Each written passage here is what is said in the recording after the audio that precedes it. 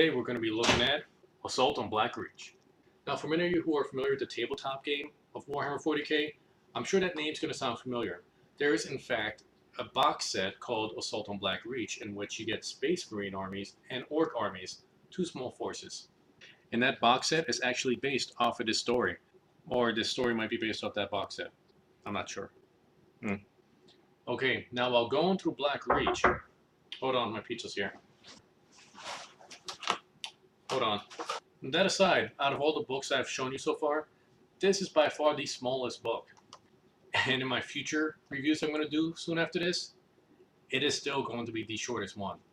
I actually got this off the Game Workshop's website, and they were nice enough to put a nice $5 sticker on there. So I can't even peel it off. I'm going to end up tearing the cover. Why? But anyway, let's get into the book. Now this book was written by Nick Kime. You might remember his name. I think I mentioned him in the Legend of the Space Marines novel. Then he wrote the Ultramarine story. And what do you know? This book's based on the Ultramarines. Now Nick Kime is a long-time member of the Black Library. He has written multiple novels, short stories, audio dramas, audio books, and it really shows in his writing that he knows how to write for the 40k universe and gives it the respect it deserves. Now while this book is short, it is able to get a lot accomplished in the short amount of time.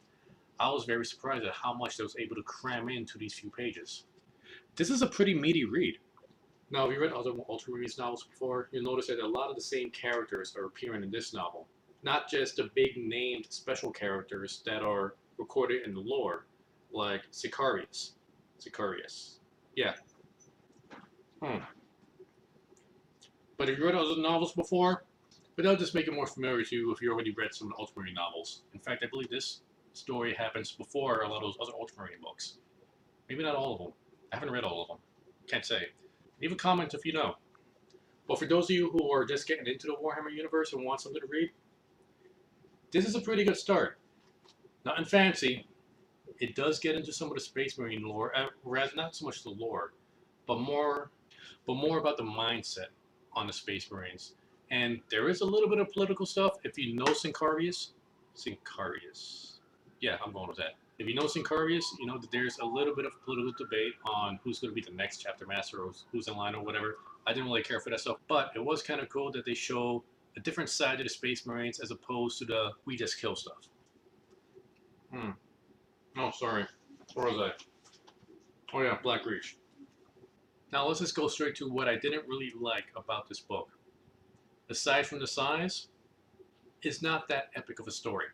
In the great scheme of things, if this event didn't happen, it wouldn't really have that great of effect on the history of the Warhammer universe. That aside, that doesn't make it a bad book. It does have a lot of really good memorable battles. Okay, maybe not memorable, but a lot of good battles. So it will satiate your need for combat or just action, because it has some good action. But what I really like is the character Sicarius himself. Not that I like the character, but I like what I do with him. And at first, he seems like a very arrogant kind of character. Like he just wants all the glory.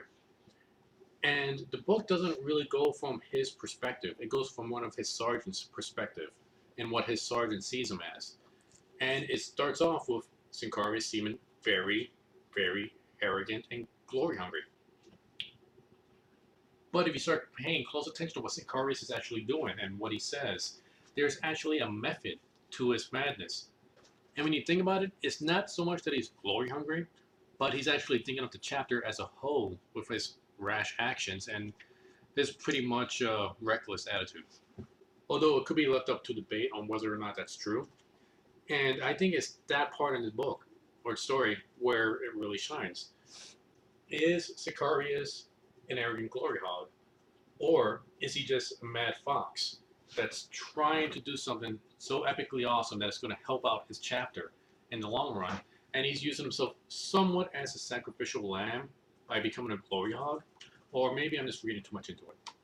That aside, without giving away too many spoilers, the story pretty much involves Ultramarines trying to save a planet from Orc invasion. That's the main premise. And aside from what I mentioned earlier, it doesn't really get too much deeper than that. It's a fun little read. I'm sure you get it a lot cheaper than $5 like I got it. But if you get your hands on it, it's not bad. There's definitely better out there. But to help kill some time. But that's my opinion. Take it for what it's worth.